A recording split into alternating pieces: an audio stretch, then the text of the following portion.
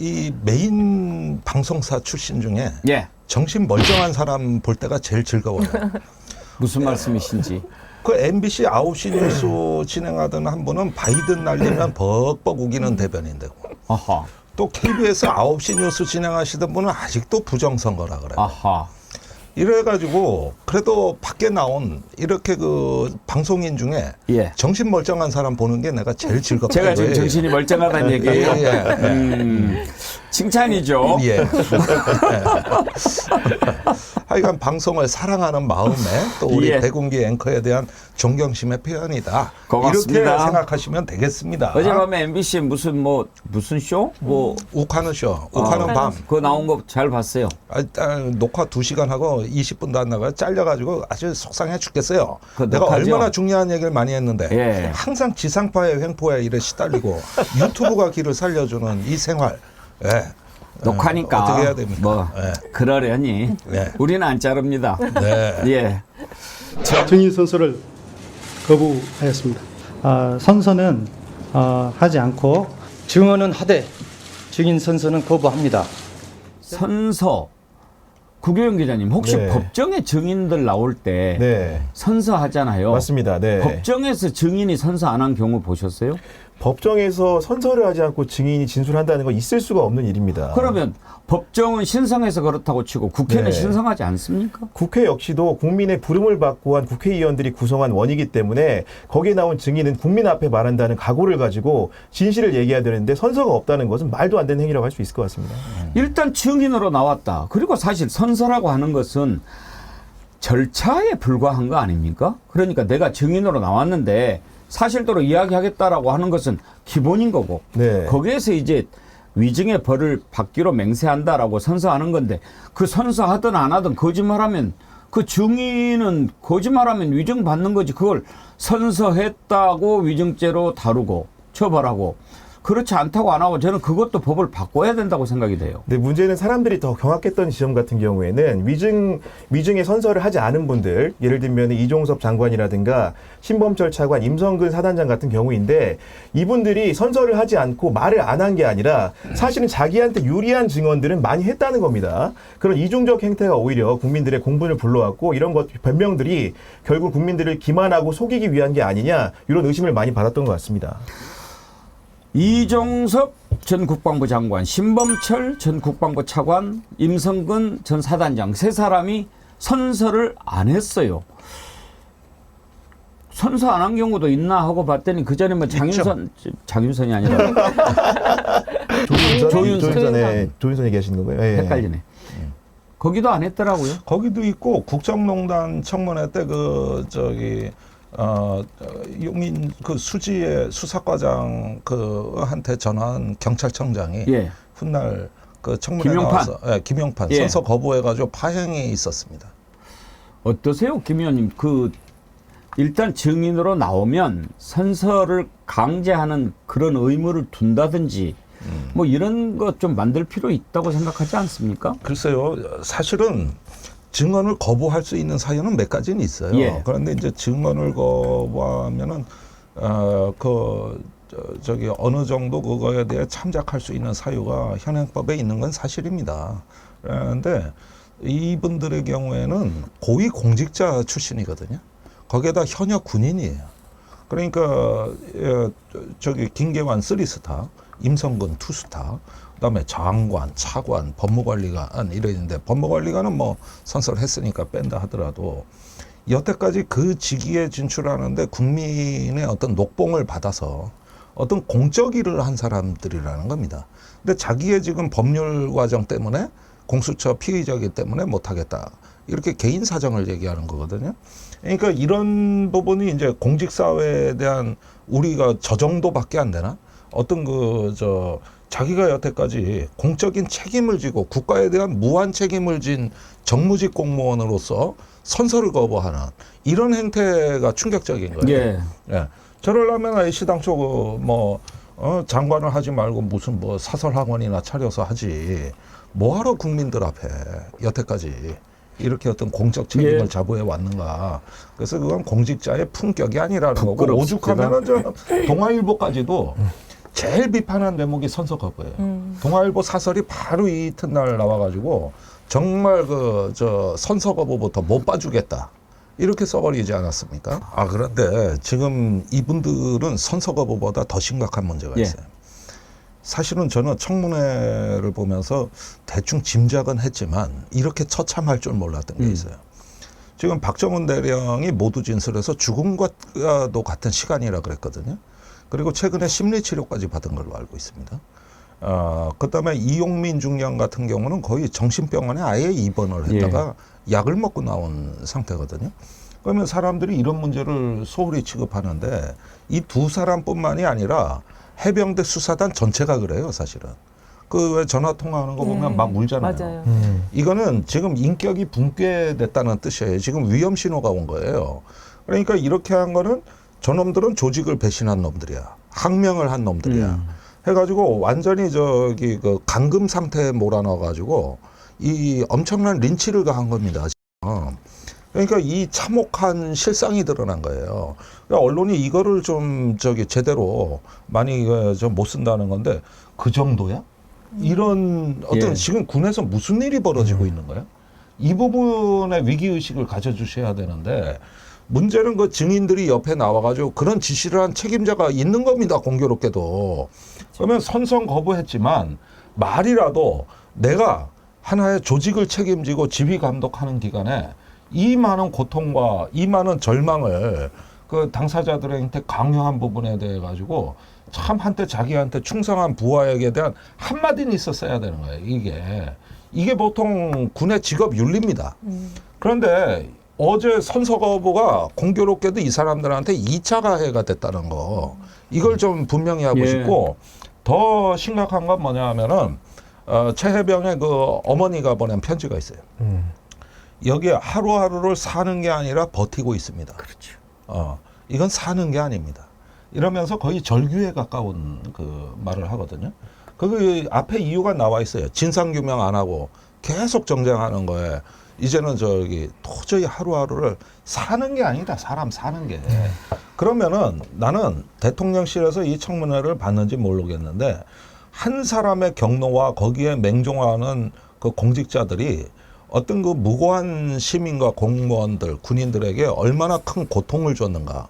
그래서 이 참담한 실상이 좀 부각이 돼야 되고, 그리고 난 좀 국회에 대해서도 하고 싶은 말이 있는데. 편집 안 한다고 너무 길게 하시는 거 아니에요? 내가 지금 열받아서 그래요. 이것도 내가 다 MBC에서 한 얘기인데 잘랐어요. 저분들에 대한 왜 긴급구제를 얘기 안 하는지 난 그 이유를 모르겠어요. 지금 사실상 감금 상태고 자유롭지 못한 상태에서 심신이 파괴돼 있단 말이에요. 그러면 해병대나 국방부가 저 사람들을 통제하는 권한을 박탈해야 됩니다. 그래야 공정한 게임이에요. 그러니까 지금 국회에서 이 시간 이후로 해병대 사령부에서 이 사람들한테 모든 인사조치 권한을 박탈하고 국방부나 아니면 제3의 기관에서 이분들이 자유롭고 건강하게 지금 진술을 할 수 있도록 여건을 보장하겠다는 보장을 받아내는 이게 청문회에서 빠진 거예요. 이게 너무 지금 참혹한 상황인 거를 조금 더 깊이 있게 들여다보셨어야 된다. 저 세 번째 이종호라는 인물 압니까 모릅니까? 모릅니다. 해병대 출신이고 본인하고 골프 모임도 자주 온다고 알려져 있는데 모릅니까? 한 번도 골프를 친 적도 없고. 자, 이제 전혀 모른다라고 합니다. 골프를 친 사실은 없다라는 말은 진실일 수 있습니다. JTBC가 보도를 했는데요. 이제 카톡으로 뭐 이렇게 골프 모임 오고 가는 게 있어요. 그거 보시면 포항 1사단에서 초대합니다. 멋쟁 해병 선후배와 사단장 및 참모들과 1박 2일 골프 함께하는 저녁 자리 같이 하면 좋을 듯. 여기에 이 사람이 있습니다. 이종호라는 사람이요. 근데 이종호, 이게 이제 5명 단톡방인데 어떤 사람이냐. 바로 도이치모터스 주가 조작의 핵심 인사입니다. 그런데 같이 만나서 골프하기로 했다. 그런데 이제 그날 골프하기로 한 날 이종호 씨가 무슨 일정이 생겨서 같이 골프는 못했다는 거예요. 그러니까 골프한 적 없다라는 말은 사실일 수 있습니다. 그런데 적어도 만나서 식사하고 골프하기로 약속을 했다면 누군지는 알 수 있는 것이 상식 아닌가요, 김종국 원장님? 저건 누가 뭐라고 해도 상식적으로 알고 있는 상황인데 얘기를 안 했다고 볼 수밖에 없는 거죠. 아마 또 계속 자기는 골프를 안 쳤기 때문에 실제로 몰랐다, 누군가 했다 이렇게 얘기할 수 있을지 모르겠습니다만, 근데 이 얘기가 왜 중요하냐면요. 저희가 이제 유튜브나 방송에서 얘기를 못했습니다만 내부적으로 이런 내용이 흘러다녔어요. 그러니까 왜 소위 임성근이라는 사단장을 지켜주려고 할까? 도대체 이해가 안 된다. 대통령부터 국민까지 다 나서서 저 사람을 지켜주려고 할 때는 뭔가 구명을 해야 되는 명확한 어떤 이유가 있을 텐데 그걸 잘 모르겠다라고 얘기했을 때 실제로는 도이치모터스 주가 조작 문제와 연동돼 있는 것 때문에 그런 것 같다라는 얘기들이 실제로는 흘러다녔습니다만 그 얘기 잘못하면 또 고소고발당하고 이럴까봐 사람들이 얘기를 안 했었는데 JTBC 보도를 보면 이 이종호란 사람이 2차 주가 조작 문제와 관련해서 총괄을 했다는 얘기가 있거든요. 그렇다면 이 주가 조작 문제가 아직 유무죄 판단은 안 났습니다만 이 김건희 씨에 대한 조사가 없어서 실제로 이것이 유죄가 나올 수 있는 증거를 이종호 씨가 알고 있다고 하면 이종호 씨를 통해서 구명을 하는 게 제일 좋은 방법일 수 있는 거죠. 다른 방법이 뭐가 있겠습니까? 이런 내용을 알고 있는데 이런 부분과 관련해서 임성근 사단장이라는 사람 내가 이런 문제가 있다라고 구명할 수 있는 하나의 중요한 이유가 됐기 때문에 소위 수면 아래서 말을 못했던 내용들을 이제는 유튜브나 방송을 통해서 충분히 얘기할 수 있는 근거와 증거가 마련됐다. 전 그럼 이 정도 상황이 되면 임성근 사단장은 스스로 이 부분과 관련해서 입장을 밝히거나 아니면 대통령실도 얘기를 해야죠. 가장 중요한 문제인 주가 조작 문제와 관련된 내용들이 나왔으면 이 사실이 어떻게 된 건지 좀 설명을 해야 된다는 생각이 들고 설명을 못한다면 설명을 못하는 사람들이 제가 볼 때는 범인이다 이렇게 얘기할 수밖에 없다고 생각합니다. 우리가 동공지진이라고 하지 않습니까? 눈동자가 막 흔들리는 거. 이종호 얘기가 나오는데 우리가 분명히 임성근 사단장 동공이 흔들리는 것을 볼 수가 있었습니다. 이제 저것 때문에 증인 선서를 하지 않았는가? 위증죄로 처벌을 면하려고? 그러니까 이제 너 당신 거짓말하면 벌 받는다. 박균택 의원이 그렇게 얘기하려다가 설마 선서 안 했지. 거짓말하는 사람으로 남을 건데 괜찮겠느냐 그랬는데 신인기 변호사님 보시기에 어때요? 믿어지십니까? 근데 우선은 해병대 차원에서 투스타라고 하면은 뭐 높은 직급인 건 맞는데 대통령이 신경 쓸 만큼의 고위직은 아니죠. 뭐 사단장 정도의 그 위치이기 때문에 대통령이 임성근 사단장을 구하기 위해서 지금 이 사단을 벌린 거 아닙니까? 그래서 우리 옛날 그 영화 중에 라이언 일병 구하기 있는데 라이언 구하기가 지금 시작이 된 거거든요. 그렇다면은 왜 이런 일이 발생됐는지 지금 이 구명 로비 의혹 여기에 대해서 저는 규명이 필요하다 봅니다. 물론 이것이 수사 외압과 직접적인 관련이 있다고 보기는 어려울 수도 있는데 수사 외압이라고 하는 국기 문란의 범죄를 대통령이 지금 저질렀다라고 의심을 받는 상황 속에서 왜 별 2개짜리를 위해서 이렇게 했느냐라는 범행의 동기 차원에서는 상당히 중요하거든요. 그러니까 우리가 살인죄도 칼로 사람을 찔러서 죽음에 이르겠다. 라는 게 범죄 구성 요건이지만은 어떤 이유로 사람을 죽일 마음을 가졌느냐 이게 범행 동기고 여기에 대해서는 저는 이 골프 약속을 잡았다라는 사실만으로도 상당히 이건 좀 유의미한 내용이다라고 저는 보는 것이고요. 우선은 임성근이라는 자는 즉 거짓말을 너무 많이 했습니다. 거의 뭐 숨 쉬는 것 빼고는 다 거짓말이라고 해도 본인이 반박하기 어려울 정도로 예를 들면 수중수색에 대해서도 본인은 알았다라는 시점이 연결식 때 알았다, 당일에 알았다, 또 나중에 알았다 계속 바뀌고 있어서 지금 거짓말을 밥 먹듯이 하고 있고요. 그런 차원에서 아까도 임성근 사단장이 국회에 와서 증인으로 대답하면서 김태효 아냐? 이렇게 물어봤는데 모르면 모른다라고 얘기하는 게 맞지 500~600명이 근무를 하기 때문에 자기는 김태효랑 친분이 없다라는 식으로 빠져나가려고 하는데 이거 자체가 밑밥을 까는 거거든요. 그러니까 아마 저는 김태효랑도 나름대로 저는 관계가 좀 있을 것이다라는 합리적인 의심이 들었고요. 그렇다라고 한다면은 임성근 사단장이 로비를 한다면은 MB 쪽 라인을 통해서 했을까? 그러니까 김태호라는 사람을 통해서 했을까? 아니면 김건희를 통해서 했을까? 라는 합리적인 의심이 가능한 상황에서 지금 이 도이치모터스 관련해서 수사를 받는 이 회장이라는 사람, 이 사람과의 친분이 나왔다고 한다면은 김태호, 김건희 이 둘을 통해서 다 로비를 했을 가능성이 모두 열려 있다라고 해석하는 것이 저는 좀 더 합리적이지 않을까라는 생각이 들고, 김건희 여사도 마찬가지죠. 이분이 로비를 한두 번 받았겠습니까? 직전에 명품백 때도 최재형 목사가 와서 청탁했죠. 그리고 그 다음 사람도 쇼핑백 들고 기다리고 있었죠. 아마 임성근 사단장도 그 사람들 중에 하나 아니었을까라는 합리적 해석이. 금융위원 네. 인사도 그러니까 개입하는 청탁이 게 한두 개가 드러났잖아요. 아니니까 그 수많은 김건희 여사가 받았다라고 하는 청탁들 중에 하나가 이 임성근 사단장 구명 로비에 의한 것이었을 가능성이 매우 높아진 것이죠.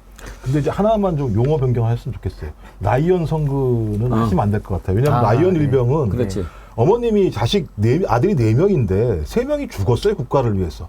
근데 마지막 자식마저 죽게 하는 건 국가가 할 일이 아니라고 그래서 국가가 보낸 거거든요. 근데 임성근은 그런 자가 아니에요. 그렇죠. 아니 탄원서를 보내가지고 왜 부하보고 그런 짓을 했냐라고 탄원서를 내는 작자. 자기가 살기 위해서 온갖 거짓말을 하는 사람. 청와대에 500명 있는 건 사실입니다만 외교안보 라인에 한 50에서 한 70명 있을 거예요. 그리고 모를 리가 있습니까? 그 생활을 한 사람이. 그러니까 온갖 거짓말로 자기를 구명하려고 하는 자. 근데 그 구명의 내용이 뭐냐? 자기의 부하 장병이 죽은 사건에 대해서 이렇게 무책임한 자가 사단을 이끈다? 말이 안 되는 얘기예요. 제가 이제 풍자와 해악 때문에 라이언 일병에 빗댔는데 이렇게 바꿔 적합하지 않은 것 같습니다. 그렇죠. 처리하겠습니다. 이제 라이언 일병 구하는 것은 사실 여러 가지 의미가 있는 거죠. 그건 나라에 목숨을 바친 그런 사람들은 끝까지 국가가 지켜준다 하는 것을 보여주는 차원이었는데, 그러면 신은기 변호사님 라이어 임성근 구하기로 하시면 돼요. 그게 더 좋을 것 같습니다. 라이어 성근. 라이어. 예. 라이어 성근 구하기. 거짓말쟁이 임성근 구하기. 예. 대통령의 개인 폰으로 전화한 게 시간하고 네. 대통령 동선하고 안 맞는 게 있어요. 그래요? 만약에 그렇다고 한다면 이거는 보통 문제가 아닙니다. 나라의 중요한 정책 결정, 그런 과정에 대통령의 배우자가 개입한다? 있을 수가 없는 일이죠. 그러니까 이게 이제 정황 증거가 있잖아요. 과거에 호남 출신 인물이 대통령 전화를 했더니 갑자기 여자가 전화를 받아서 누구세요? 그랬더니 저 김건희입니다. 예? 저 김건희입니다. 그러면서 축하드립니다 이런 얘기를 했었잖아요. 바로 안 끊고 길게 통화를 합니다. 네. 여보세요? 네, 선생님 안녕하세요. 저 윤석열 당선인 옛날 직통번호를 제가 통화를 한 적이 있어갖고 제가 축하 전화 한번 드렸어요. 네. 예, 어떻게 되십니까? 김건희라고 합니다, 선생님. 비서관이세요? 아니요, 저 김건희예요. 아이고, 여사님. 저희 얘기를 하면 본인이 대통령인 것처럼 이렇게 통화 내용들을 보면 이런 것들이 있었기 때문에 말씀하신 것처럼 만약에 박지원 국회의원의 말씀이 사실이라면 그 전화는 우리가 과거에 녹취록으로 봤던 내용처럼 김건희 씨가 그 핸드폰을 들고 있으면서 전화를 받았거나 사용할 수 있다는 생각이 들고, 저희가 이 정치 1번지에서 계속 얘기했던 게 휴가 가서 12시부터 1시까지 그렇게 많은 통화를 했었던 이유가 뭐가 있을까? 대통령이 거의 13분 동안 한 통화를 했다. 이런 것들을 보면서 이건 대통령 본인의 어떤 자발적인 것이라기보다는 누군가에 계속 종용받은 거 아니냐 이런 얘기들을 했었기 때문에 이러이러한 정황들을 봤을 때는 그럴 수 있는 개연성이 많다고만 저희가 추정을 했었는데 최근에 나오는 내용들을 보면 그럴 가능성이 더 높아지는 거 아닌가? 의심이 간다니까요. 네네. 전현 교수님. 네. 우리가 이제 제가 여성을 절대 폄하하는 차원이 아니고 네네. 말하는 습관이 좀 다르잖아요. 네네. 여성은 좀 더 짧게 많이, 남자는 좀 더 짧고 굵게 이런 스타일이라고 한다면 전화를 해도 너무 많이 자주 한 정황이 나오잖아요. 49차례인가? 네. 59차례인가 했어요. 끊고 또 하고 막 이런 행태. 그런 것도 좀 의심이 가요. 일단 제가 청와대에서 근무했던 분들한테 물어보니까 대통령이 그렇게 길게 전화를 자주 할 수가 없다라고 합니다. 일정이 네. 너무나 많고요. 그리고 뭐 비서실장도 있고 수석들도 있기 때문에 웬만하면 그쪽을 통해서 다 보고라인이 올라온다는 거잖아요. 뭐 김종욱 부원장님도 청와대에 있으니까 잘 아시겠지만 그런 상황인데 도대체 대통령의 어떤 개인 폰을 마음대로 쓸 수가 있고 더군다나 이런 시기에 이 전화기로 도대체 무슨 통화인지에 대해서 여러 가지 추론을 하다 보니까 이제 김건희 여사가 나오는 겁니다. 근데 저는 궁금한 게 사실 가족끼리도 이 핸드폰을 잘 안 맡기지 않아요? 아, 그렇죠. 네. 그런데 대통령의 전화기를 그럼 감히 만질 수 있는 사람은 누구겠는가? 이렇게 고위직들하고 장시간 통화할 수 있는 인물은 누구겠는가? 이게 김건희 여사가 아니겠냐는 추정이 나오고 있고요. 요즘 세간에서 양파 여사라는 말이 나오고 있어요. 벗겨도 벗겨도 까면 이쪽에서 나오면 이쪽에서 의혹이 나오고 저쪽에서 나오면 저쪽에서 의혹이 나오고 문제는 이 부분에 대해서 규명을 못하는 게 가장 강력한 백으로 불리는 윤석열 대통령이 배우자이기 때문인가라는 말이 나오는데요. 양파를 까면 이제 냄새가 나고 이 실체는 안 드러나기 때문인데 이명박 정부 때 나왔던 말이 이제 양파 총리였습니다. 그래서 근데 윤석열 정부 때는 양파 여사님이란 말이 나온다고 하는데 이거 빨리 진실 규명을 해야 되고요. 제가 보기에 이거는 윤석열 정부의 레임덕이 붙이기는 스모킹건이 되고도 남의 사안이라고 봅니다. 모르겠어요. 나중에 왜 그렇게 뭐 여러 번 전화했느냐. 뭐 우리 집에 강아지, 고양이를 많이 키워가지고 이놈들이 실수로 잘못 눌렀는 모양이다. 뭐 이렇게 대답할지는 모르겠네요. 그러니까 정말 김건희 여사를 주목하지 않을 수 없는 게요. 그 대선 전에 서울서울이 7시간 녹취록을 들어봐도요. 아주 끔찍합니다. 거기에 보면 잘 안 알려진 대목인데 이런 대목이 나옵니다. 이명수 기자가 인터뷰를 하자고 하니까 나는 대통령이니까 너무 바쁘니까 우리 오빠를 인터뷰하라는 말이 나옵니다. 그래서 두 가지가 드러나잖아요. 자기를 대통령이라고 생각하는 거예요. 우리 남편이 대통령 후보인데 내가 지금 그 사람 수발해야 돼서 너 바쁘다가 아니에요. 나는 대통령 후보이니 우리 오빠를 인터뷰하라 그래요. 자, 본인 진짜 대통령을 생각하고 있는 거고요. 내가 집권하면 가만 안 둬라는 말도 그래서 나온 거잖아요. 그 다음에 거기에 논란이 또 오빠 이야기 나오잖아. 오빠도 깊숙이 이미 선거도 개입했다는 걸 알 수가 있어요. 지금 이 김건희 여사 라인은 김건희 혼자 일 다 못하잖아요. 그러니까 김건희 오빠까지 개입됐다는 이야기도 있거든요. 지금 윤석열, 김건희, 최은순 일가의 비리 중에 유일하게 축소 기소이긴 하지만 공공지구 비리로 오빠가 기소돼 있는데 윤석열, 김건희, 최은순의 잘못을 오빠한테 뒤집어 쌓았기 때문에 오빠가 등용되어 있을 거다라는 해석이 나오는 거죠. 거기에다가 뭐 조국을 내가 봐주려고 그랬는데 비판하니까 어쩔 수 없이 우리가 뭐 수사를 했다 이런 대목도 나오는데 그러니까 대선 전에도 이미 실권자라는 게 느껴집니다. 최재형 목사님의 이야기 들어보면 더 심각합니다.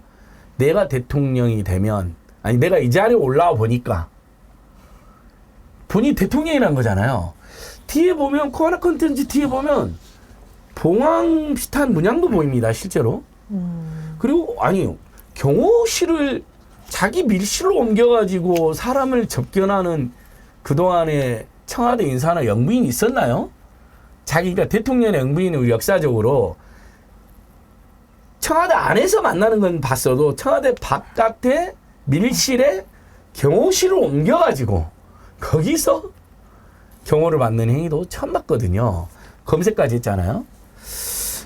저희가 아는 거 이상으로 김건희 여사가 국정에 깊숙이 개입했다. 윤석열 대통령이나 김건희 여사 개인 전화로 제가 뭐 날마다 한 번씩 해보고 있습니다.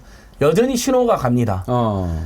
지금도 쓰고 있어요. 그 두 사람이 그걸로 얼마나 많은 그걸로 사적인 권한남용과 범죄 행위를 할까요? 매일 문화는 들이시는군요. 네, 매일 문화는 드리고 그쪽에서도 이거 날마다 이렇게 전화 오는 이 번호가 누군지 사람도 아니네. 아마 그렇게 지금, 매일 문화를 드리면 한 번쯤은 답장 전화를 해줘야 예의 지금쯤은 아닙니까? 이제 이 4251 번호가 누군지 한번 알아봐라고 했을 것 같아요. 날마다 전화해버리니까. 아니 문자를 한번 보내세요. 문자로. 문자도 보내서 나 진거리입니다.